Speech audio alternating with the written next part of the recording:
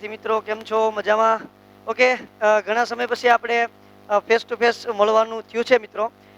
શાયદ 2 મહિના જેવો સમય નીકળી ગયો છે, કારણ કે કોરોના વેકેશન પડ્યું ત્યારથી આજ સુધી તમે મારો ફેસ શાયદ નથી જોયો અને મેં તમારો ફેસ નથી જોયો. પણ વેલ, તમને તો મારો ફેસ જોવા મળશે, પણ હજી મને તમારો ફેસ જોવામાં થોડી વાર લાગશે, જ્યાં સુધી કોરોના વેકેશન ખુલે નહીં ત્યાં સુધી.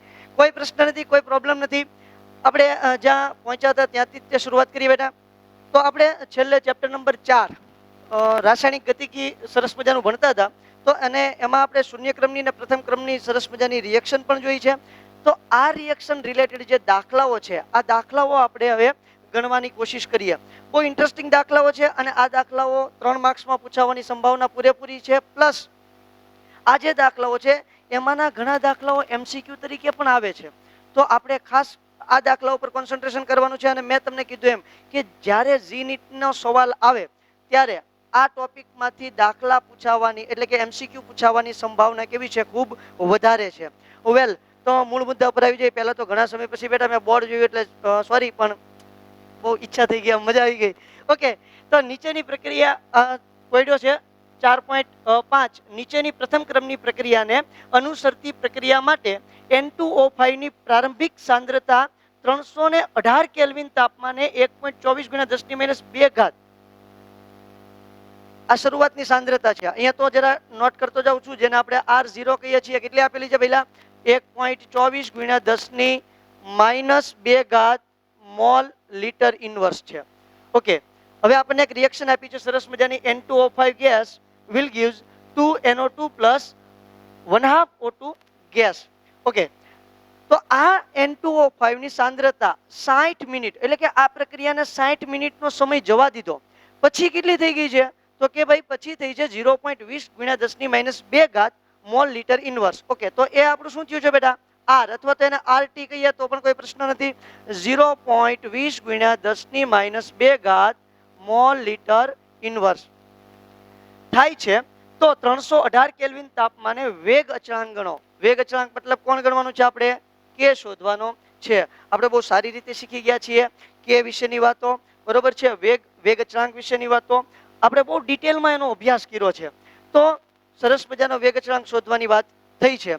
વેગ અચળાંકનું સૂત્ર મૂકીએ. પહેલા તો કયા ક્રમની પ્રક્રિયા છે? તો અહીંથી જ આપણને ખબર પડી જાય, પ્રથમ ક્રમની પ્રક્રિયા છે. તો પ્રથમ ક્રમની પ્રક્રિયા માટે વેગ અચળાંક કેનું સૂત્ર મૂકું? K = શું આવશે? 2.303 / T log 10 બેઝ જ હોય છે બેટા. અહીંયા 10 લખું ન લખું કોઈ પ્રશ્ન નથી. R0 ની સાંદ્રતાના છેદમાં RT. બહુ સિમ્પલ ક્વેશ્ચન છે. કિંમત મૂકીએ બધાની 2.303. ઓકે, T સમય કેટલો છે? T બરાબર 60 મિનિટ. આર્યો અહીંયા. ચલો, તો અહીંયા લખી નાખું છું 60 log. અહીંયા શું આવશે? R0 ની સાંદ્રતા જુઓ 1.24 × 10⁻² ના છેદમાં 0.20 × 10⁻². ઓકે, -2 કેન્સલ થઈ જાય. રેડ પેનથી કરી દઉં એટલે વધારે ખ્યાલ આવે. ઓકે, હવે આનો જ્યારે તમે ભાગાકાર કરશો અને આનો ભાગાકાર કરશો, ચલો જોઈએ. તમારી રીતે જ કેલ્સીમાં કરવાનો પ્રયત્ન કરો. શું આવે છે બેટા ભાગાકાર?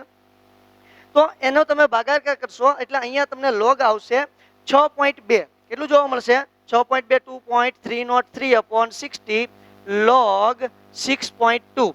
ઓકે, આ 6.2 જે છે એનો આપણે લોગ જોવાનું હોય. ક્યાં લોગ જોશું? તો લોગ જોશું આપણે 62 નું 0 માં. 6.2 જ્યારે હોય ત્યારે આપણે લોગ ક્યાં જોવાનું છે? 62 નું 0 માં જોવાનું છે. અને એને તમે 2.303 / 16 સાથે જ્યારે મલ્ટીપ્લાય કરી નાખશો ત્યારે તમને સરસ મજાનો જવાબ મળશે. શું મળશે? જરા કેલ્ક્યુલેશન તમારી જાતે જ કરી જુઓ. 0.0304. કેટલો જવાબ આવે છે આનો? અચળાંકનો જવાબ આવે છે 0.0304. વેલ, અહીંયા છેદમાં મિનિટ છે, અહીંયા શું છે? Mall litre inverse. Mall litre inverse cancel થઈ જશે એટલે અહીંયા આવશે મિનિટ ઇન્વર્સ. તો આ છે તમારો સરસ મજાની પ્રથમ ક્રમની પ્રક્રિયા. અને આપણને ખબર છે પ્રથમ ક્રમની પ્રક્રિયા હોય એટલે હંમેશા સમય ઇન્વર્સ જ એનો એકમ આવે. તો આ છે તમારો સરસ મજાનો 4.5 નંબરનો કોયડો છે. ઓકે, હવે જે 4.6 નંબરનો કોયડો છે એ થોડોક લાંબો છે, એ લેન્ધી છે. એને આપણે આની પછી જોઈએ જેથી કરીને એક વખતમાં બોર્ડમાં આખો કોયડો સમાઈ જાય. તો હું એના પહેલા 4.6 ની પહેલા 4.7 નંબરનો કોયડો લઈ લઈશ. પછી આપણે 4.6 નંબરનો કોયડો જોઈએ. શું કહે છે 4.7 નંબરનો કોયડો બહુ જ શોર્ટ અને બહુ જ ઇન્ટરેસ્ટિંગ કોયડો છે. શું કહે પ્રથમ ક્રમની પ્રક્રિયા ફિક્સ થઈ ગયું, પ્રથમ ક્રમ આપી દીધો છે માટે વેગ અચળાંક કે બરાબર 5.5 ગુણ્યા 10 ની -14 સેકન્ડ ઇનવર્સ. આહા, કોઈ વાંધો નહીં, ચાલો જણાયો છે પ્રક્રિયાનું અર્ધ આયુષ્ય સમય શોધો. પ્રક્રિયાનું અર્ધ આયુષ્ય શોધવાનું છે બેટા, t1/2 શોધવાનું કીધું છે અને આપણને કે ની કિંમત આપી છે, કોઈ પ્રશ્ન નથી સર. ચાલો 5.5 ગુણ્યા 10 ની -14 સેકન્ડ ઇનવર્સ મળી જાય અર્ધ આયુષ્ય સમય. બહુ સિમ્પલ છે. ચાલો પ્રથમ ક્રમની પ્રક્રિયા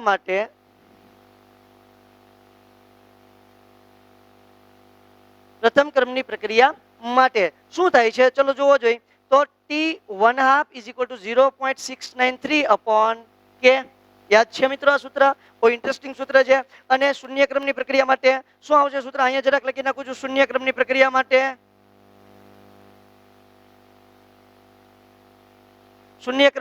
માટે અર્ધ આયુષ્ય સમય t1/2 શું મળેલો હતો બેટા આપણને? યાદ કરી જુઓ, r0 ના છેદમાં શું હતું? r0 / 2k. ક્લિયર છે? આ શૂન્ય ક્રમની પ્રક્રિયા માટેનો અર્ધ આયુષ્ય સમય હતો ને આપણે એવી પણ વાત કરી હતી શૂન્ય ક્રમની પ્રક્રિયાનો અર્ધ આયુષ્ય સમય તેની શરૂઆતની સાંદ્રતાના સમપ્રમાણમાં અને અચળાંકના વ્યસ્ત પ્રમાણમાં હોય છે. જ્યારે અહીંયા શું વાત કરી હતી કે પ્રથમ ક્રમની પ્રક્રિયાનો અર્ધ આયુષ્ય સમય શું હોય છે ભાઈ? તો કે એના અચળાંકના વ્યસ્ત પ્રમાણમાં અને શરૂઆતની સાંદ્રતાથી સ્વતંત્ર જોવા મળે છે. ક્લિયર થાય છે? ઓકે, ચલો કઈ નથી કરવાનું, કિંમત જ મૂકવાની છે 0.693 upon k. k ની કિંમત કેટલી આવશે? 5.5 ગુણ્યા 10 ની 14 સોરી 10 ની -14. આનું કેલ્ક્યુલેશન તમે કરશો એટલે ઇઝીલી તમારે આનો સરસ મજાનો જવાબ એકદમ હાથોહાથ તમારા હાથમાં આવી જશે. શું આવશે? ચલો કરી જોવો જોઈએ. 1.26 ગુણ્યા 10 ની 13. અહીંયા શું છે? સેકન્ડ ઇનવર્સ છે. જુઓ સેકન્ડ ઇનવર્સ ઉપર જશે એટલે શું થઈ જાય? સેકન્ડ. તો t1/2 બરાબર શું આવશે? જો કેલ્સીમાં કદાચ ભૂલ હોય બેટા મારી રીતે તો તમારી રીતે કરવાની છૂટ છે. તમે તમારી જાતે રીતે કેલ્સી કરી શકો, તમારા આંકડા જ ખાલી મૂકવાના છે. બાકી બધી જ કેલ્ક્યુલેશન મેં કરીને દેખાડી દીધી છે. તો આ સરસ મજાનું આપણને t1/2 ની કિંમત મળી ગઈ છે. હવે જોઈએ આપણે કોયડા નંબર 4.6. અચળ દબાણે N2O5 ના ઉષ્મીય વિઘટનની પ્રથમ ક્રમની પ્રક્રિયા માટે નીચેની માહિતી મળેલ છે. એટલે આપણને નીચેની માહિતી મળેલ છે પણ એક બહુ સરસ મજાની ઇન્ટરેસ્ટિંગ વાત અહીંયા એ કહી દીધી છે બેટા, અચળ દબાણે મતલબ કે વાયુમય પ્રક્રિયાની વાત કરી છે. N2O5 gas will give 2N2O4 plus O2 gas. સરસ મજાની વાત થઈ ગઈ છે. હવે બે ઓબ્ઝર્વેશન કર્યા છે અને બે પ્રયોગ કર્યા છે અને એ બે પ્રયોગ પરથી આપણને વેગ અચળાંક શોધવાની વાત કરી છે. પહેલો પ્રયોગ 0 સેકન્ડ એટલે કે એકદમ સ્ટાર્ટ જ કર્યો છે. જ્યારે આવડે આપણી રિએક્શન છે એમાં પ્રયોગને એકદમ સરસ મજાનો સ્ટાર્ટ કર્યો છે, બરોબર? અને ત્યારે કુલ દબાણ કેટલું છે? તો 0.5 atm. atm રાખી દઈએ આપણે અહીંયા, બરોબર છે? અને બીજું થોડા સમય પછી જ્યારે એને બીજું ઓબ્ઝર્વેશન જોયું 100 સેકન્ડ પછી, ત્યારે કુલ દબાણ 0.512 થયું છે. તો હવે આપણે જોવાનો છે વેગ અચળાંક કે ગણવાનો છે. બહુ ઇન્ટરેસ્ટિંગ ક્વેશ્ચન છે અને આ કે ગણવા માટે આ દાખલો ખૂબ ઇમ્પોર્ટન્ટ છે. જરાક હું અહીંયા આઈએમપી લખી નાખું છું મિત્રો, એટલા માટે તમને ખ્યાલ આવશે કે આ દાખલાનું મહત્વ કેટલું છે. ચલો વેલ, હવે ગણતરી કરવાની તો શરૂઆત કરી દઉં.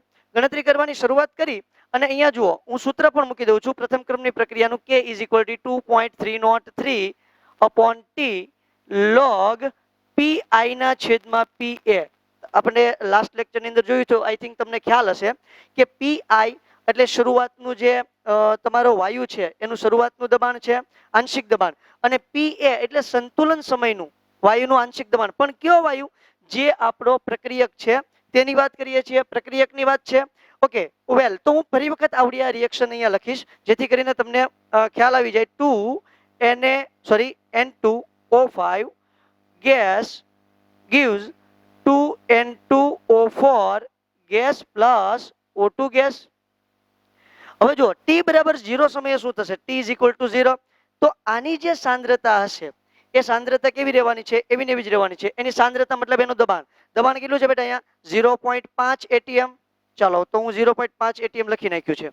એ સમયે અહીંયા કેટલું દબાણ હશે 0 0, કારણ કે હજી 0 સેકન્ડ સમય છે બેટા, હજી સ્ટાર્ટ જ કરી છે મેં પ્રક્રિયા સ્ટાર્ટ કરી છે, તો માત્ર પ્રક્રિયકોનું જ દબાણ હોય, નિપજોનું દબાણ હોય નહીં. હવે t બરાબર 100 સેકન્ડ થઈ જાય, 100 સેકન્ડ થઈ ગઈ, તો અહીંયા શું થશે 0.5 માઇનસ આપણે શીખ્યા છીએ ધોરણ 11 ની અંદર સંતુલનમાં, તો ત્યાં એને અનુલક્ષીને જો અહીંયા જોઈએ તો અહીંયા 2 મોલ છે, એટલા માટે અહીંયા આવશે 2x, અને અહીંયા શું આવશે, અહીંયા પણ 2 મોલ છે એટલે અહીંયા પણ આવશે 2x, અને અહીંયા આવશે x. આ રીતે આપણે સરસ મજાનું સંતુલન સમયે એનો વપરાશ થશે. તમારી જે શરૂઆતમાં વાયુ છે આ વાયુનો શું થશે બેટા, વપરાશ થશે. વપરાશ થઈ અને શેમાં રૂપાંતર પામે છે, નિપજમાં. વેલ, હવે જુઓ આપણે મૂળ મુદ્દા ઉપર આવીએ છીએ. આપણે જે શોધવાનું છે એની વાત કરીએ તો હું પહેલા p ટોટલ શોધું છું. pt ઇઝ ઇક્વલ ટુ શું આવશે, pa પ્લસ pb પ્લસ પીસી. એની કરતા હું અહીંયા જરાક વાયુના જ નામ લખી નાખું સીધા, એટલે તમને ખ્યાલ આવે. Pn2O5 plus Pn2O4 plus PO2. ચલો, આ રીતે સરસ મજાના મેં વાયુના દબાણ લખી નાખ્યા છે. હવે આ વાયુના જે દબાણ છે એ દબાણ ઉપરથી સરસ મજાનું હું અહીંયા p ટોટલ શોધી નાખું. ચલો, તો p ટોટલ શોધવા માટે આનું આંશિક દબાણ કેટલું છે જુઓ. એક્ઝેક્ટ ક્યારે જોવાનું છે તમારે, તો કે સંતુલન સમયે જોવાનું છે. સંતુલન સમયે શું થશે, તો કે p total is equal to 0.5 minus 2x plus 2x plus x. આ રીતે થાય. ઓકે, હવે જુઓ આ માઇનસ 2x પ્લસ 2x ઉડી જશે, એટલે વધશે શું આપણી પાસે p ટોટલ બરાબર, તો p ટોટલ બરાબર 0.5 પ્લસ x વધે. ઓકે, x ને સૂત્રનો કરતા બનાવું તો x ઇઝ ઇક્વલ ટુ શું થશે, p ટોટલ માઇનસ 0.5. x ની કિંમત મને સરસ મજાની મળી ગઈ છે. હવે આ x ની કિંમત હું અહીંયા પુટ કરી દઉં, અહીંયા મૂકી દઉં. આ મને x ની કિંમત મળી છે. મારે તો શું જોઈએ છે, સંતુલન સમયે જે વાયુનું દબાણ છે એની વાત કરવી છે બેટા. તો સંતુલન સમયે વાયુનું દબાણ છે એ શોધવા માટે શું કરવું પડશે મારે, આને આપણે PA નામ આપેલું છે, તમને અહીંયા સૂત્રની અંદર દેખાશે.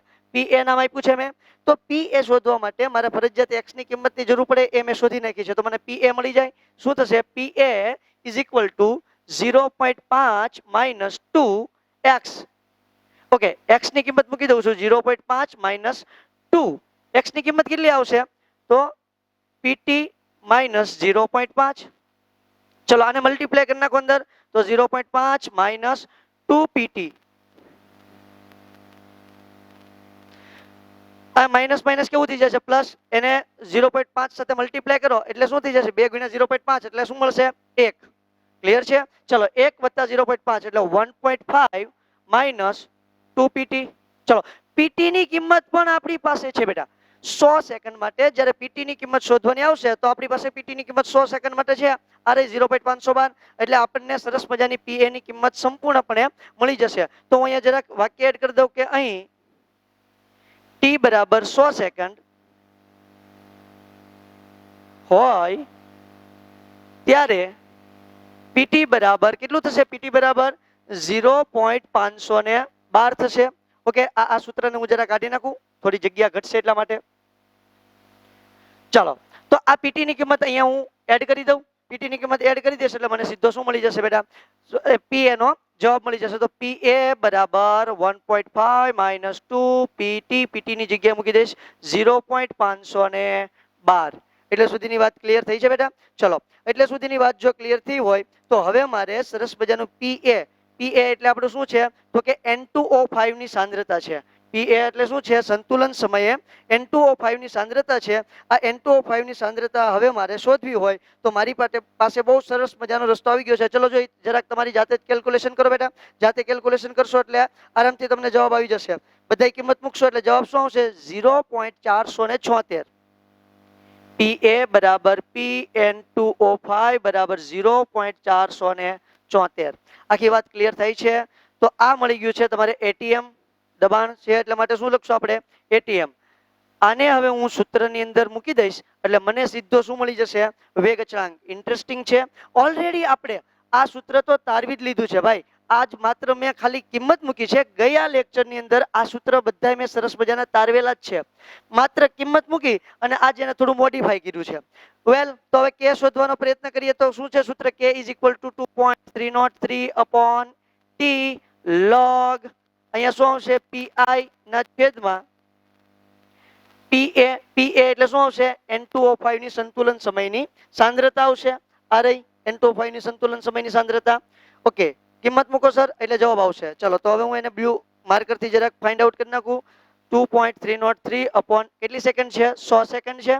ઓકે, log pi કેટલો છે બેટા? pi ની કિંમત આપણને ઓલરેડી રકમની અંદર આપી છે 0.5 અને pa કેટલું મળ્યું છે આપણને? આર્યુ આપણે pa શોધ્યું છે 0.476.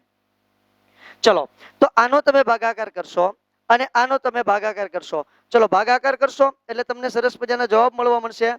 આનો તમે log 0.5 છેદમાં 0.476 એનો તમે ભાગાકાર કરશો એટલે તમને કિંમત મળશે અને એનો તમે log પણ જોઈ નાખશો એટલે તમને કિંમત કેટલી મળશે? 0.0216.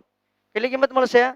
2.303 upon 100 into 0.0200 ને કેટલા કીધા મેં? 13. બરોબર છે. તો આનો હવે ભાગાકાર કરો એટલે ટોટલ જવાબ તમને કેટલો મળશે? સોરી 0.0216 આવશે બેટા. ઓકે, હવે તમે ભાગાકાર કરી નાખશો એટલે તમારી કે ની કિંમત મળી જશે.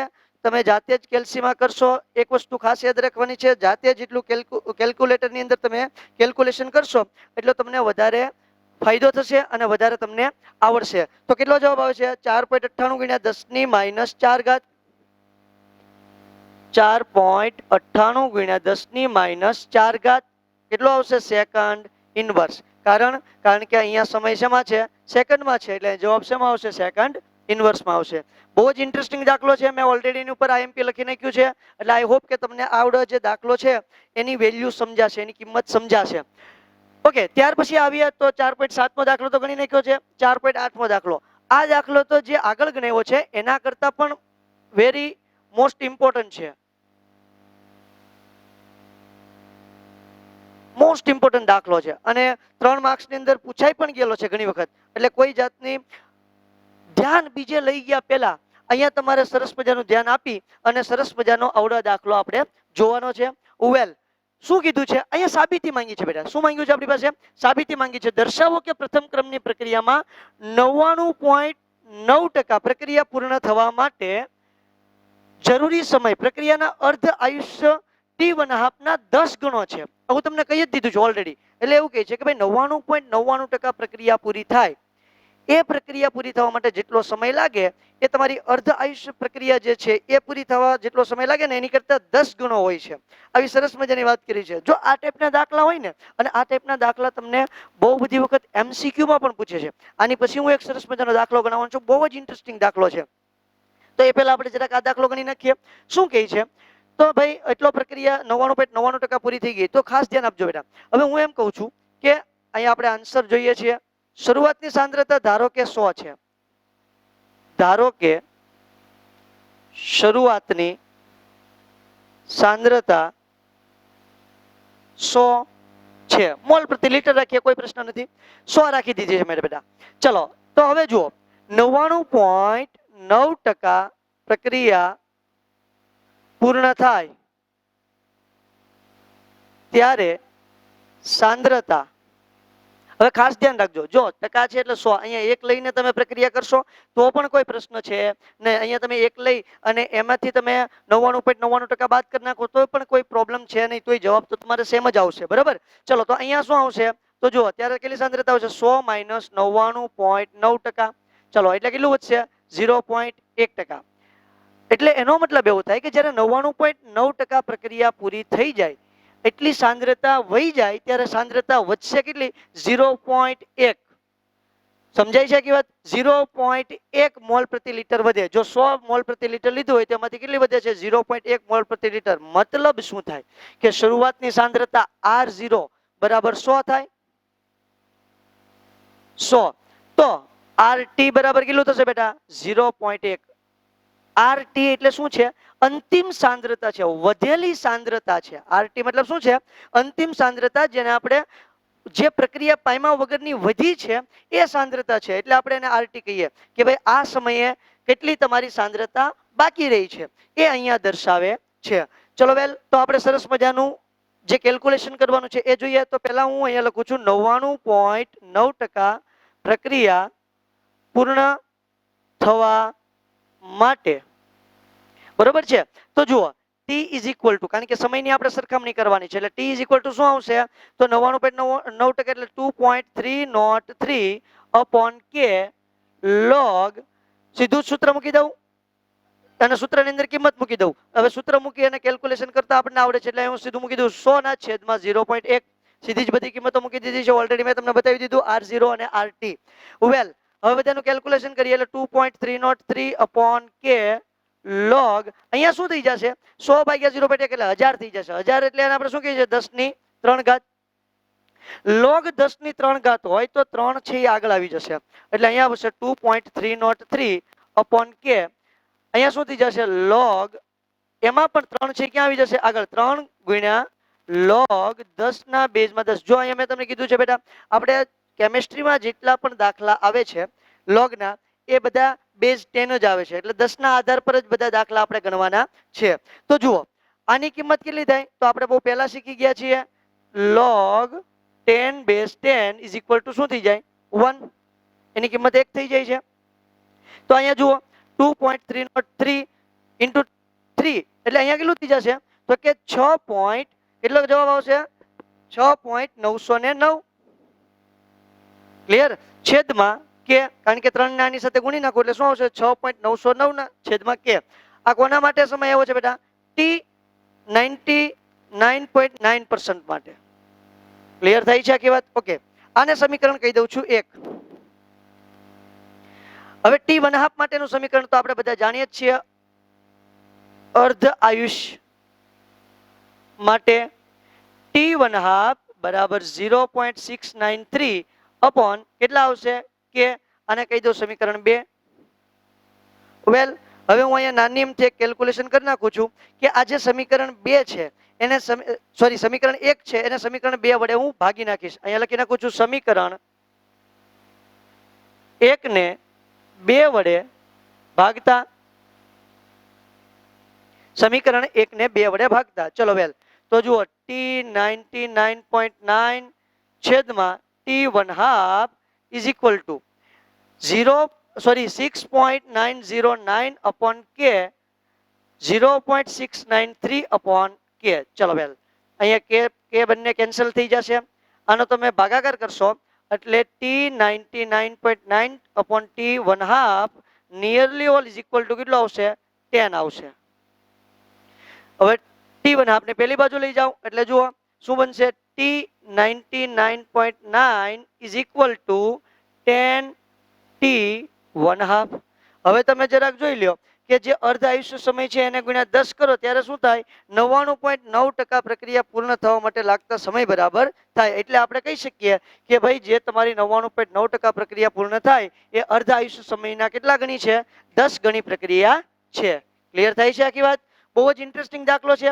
આ જ ટાઈપનો બીજો એક પણ દાખલો હજી આપણે છેલ્લો એક કરી નાખીએ, બરોબર છે? પછી આપણે હજી આવતીકાલે પણ ઘણા બધા એક્ઝામ્પલ જોવાના છે અને ઘણા બધા MCQ પણ હજી આવતીકાલે જોવા છે, મતલબ કે નેક્સ્ટ લેક્ચરની અંદર. પણ આજે આપણે એક બહુ જ ઇન્ટરેસ્ટિંગ દાખલો આને જ રિલેટેડ ગણાવું જેથી કરીને આ પાયો મજબૂત બને, કારણ કે આ ટાઈપના MCQ JEE main, JEE advance અને નીટની અંદર ખાસ પૂછાતા હોય છે. એટલા માટે આ ટાઈપનો જે પાયો છે એ ખાસ મજબૂત બનાવવાની પહેલા આપણે ગોઠવણ કરીએ. ઓકે, તો મિત્રો જે આપણે કોયડા નંબર 4.8 સરસ મજાનો જોયો છે એ જ ટાઈપનો પણ બહુ જ ઇન્ટરેસ્ટિંગ ક્વેશ્ચન છે. જો આ સમજવો બહુ અગત્યનો છે. પ્રક્રિયાનો 3.3/4% જથ્થો વપરાય જતા લાગતો સમય અને ટી 1/2 વચ્ચેનો સંબંધ શોધો. એટલે એનો મતલબ એવું કહે છે કે ટી 3/4 અને ટી 1/2 વચ્ચેનો સંબંધ શોધો.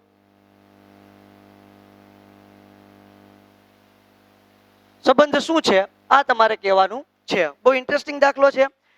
ઓકે વેલ, તો હવે પહેલા તો આપણે એ જોવું પડે કે જ્યારે 3/4% પ્રક્રિયા પૂરી થઈ જાય ત્યારે સાંદ્રતા વધે કેટલી. શરૂઆતની સાંદ્રતા આપણે મેં તમને કીધું કાં તો 1 લઈએ કાં તો 100 લઈએ, જે લઈએ તે ચાલે, બરોબર છે? એક 100 વાળો દાખલો મેં તમને ગણાવ્યો છે. એક સાંદ્રતા 1 મોલ પ્રતિ લિટર લઈ અને તમને એ દાખલો ગણાવું એટલે તમને વધારે ખ્યાલ આવશે. તો જુઓ પહેલા જરા કંઈ હું કેલ્ક્યુલેશન કરી નાખું કે સાંદ્રતા વધશે કેટલી. જો કે બહુ સિમ્પલ છે, મેથ્સ વાળા બાળકોને આ વસ્તુ બહુ સિમ્પલી આવડી જાય, પણ આપણે બાયોવાળાને થોડીક આમાં કષ્ટી પડશે, પણ ડોન્ટ વરી. તો જુઓ, ધારો કે મેં 1 મોલ પ્રતિ લિટર સાંદ્રતા લીધી છે. ઓકે વેલ, હવે એમાંથી વપરાય કેટલી ગઈ બેટા? 3/4. ચલો વેલ, તો આમાં જુઓ શું આવશે? 4 - 3/4 આવશે. ઓકે, તો એનો મતલબ શું થશે? 1/4 વધે. એટલે સુધીની વાત ક્લિયર થઈ? 1 મોલ પ્રતિ લિટર લીધી હોય તો એમાંથી 3/4 વપરાઈ જાય, એટલે 4 ને આપણે શું લઈ લેશું? લસા. 4 - 3/4 એટલે વધશે 1/4. 100 લેશો તો પણ ચાલે. 100 - 3/4 કરી અને તમે કેલ્ક્યુલેશન કરી શકો, કોઈ પ્રશ્ન નથી. ચલો વેલ, હવે તો હું સીધું સૂત્ર જ મૂકી દઉં.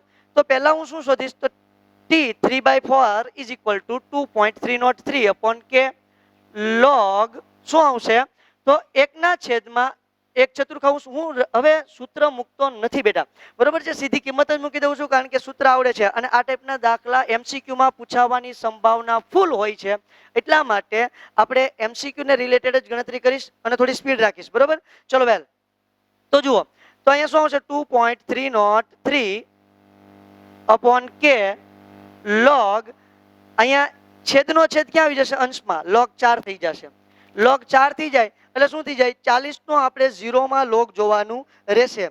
ક્યાં જોવાનું રહે? 40 નું 0 માં. ઓકે, તો 40 નું 0 માં log જોઈશે એટલે 2.303 upon K log 4 નું સીધું log જ જોઈ નાખીએ. શું આવશે? 0.6021. બરોબર છે?